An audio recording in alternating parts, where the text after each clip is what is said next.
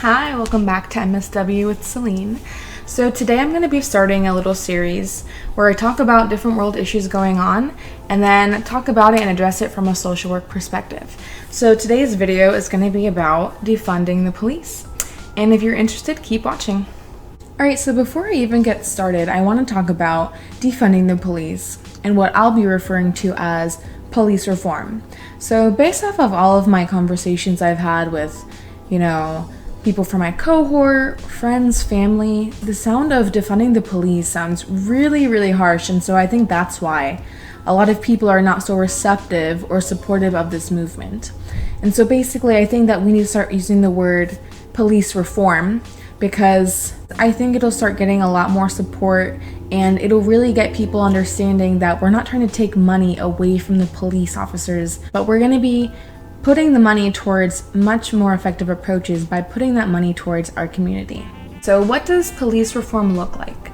Basically, police reform would be taking part of the budget that the police officers have right now and using part of that budget to fund community service initiatives. So what are some of those, you ask? Those include housing, youth programming and education, healthcare, and specialized caseworkers. Some might argue that taking away costs and budget from the police would actually increase crime, but the total opposite would actually happen.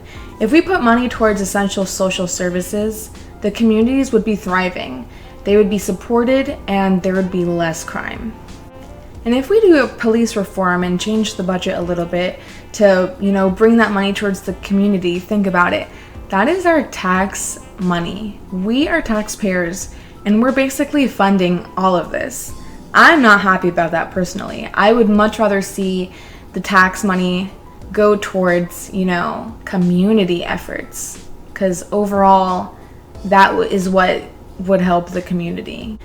And what we'll see is we'll have people off the streets, we'll have young children off the streets getting their education. After getting their education, going to, youth programming. We would help people get health care because there's huge disparities right now where not everyone has health care right now, and that's not okay with me personally. And basically, the caseworkers would be working individually with people to get their housing, to get employment. So overall, we just need that. And I also feel that if we were to get more funding towards these social services, people would experience less burnout because that's a huge issue in social work. People are so overworked, not enough pay, and then they've had it. By the end of 3 years, they've had it and they don't want to continue this work because they're just not valued.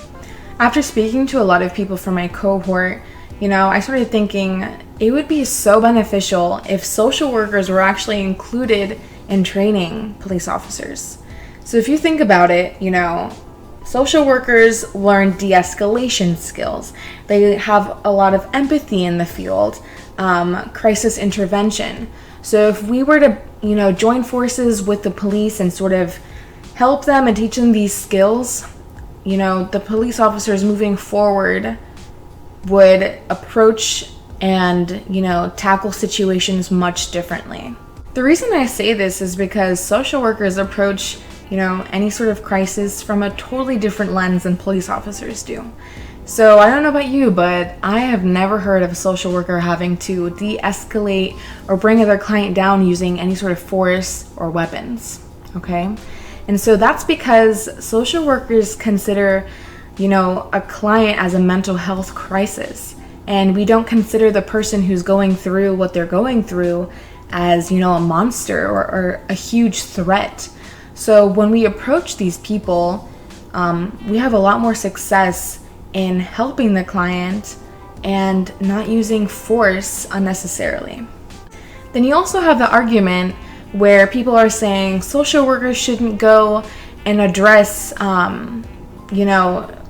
dangerous situations. Obviously, I agree with that. Social workers are not going to go ahead and attend a scene of a murder or a kidnapping or a highway speed patrol.